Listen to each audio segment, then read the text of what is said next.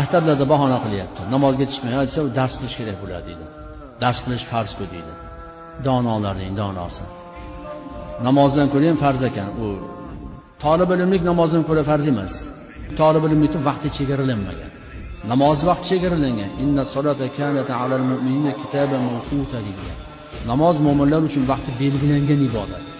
Talab ilmlikning vaqti belgilanmagan. Beshigidan qabrgacha qidiraverasan talab ilmlikni. Talab ilmlikni namozga qarama-qarshi qo'ymaslik kerak. Bu nodonlik bu.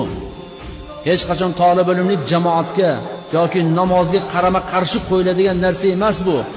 Allohning bir hukmini ikkinchi hukmi bilan urilyapti bu yerda. Allohning shariatiga qarshi chiqilyapti. Go'yoki Alloh bilmagan degan da'vo bor bu yerda. Hadislarda bor. Allohning bir hukmi bilan ikkinchi hukmini urilmaydi. Ya'ni bir oyat bilan ikkinchi oyatga qarshi kurashilmaydi. Marhamat, bu jamoatga chiqsin.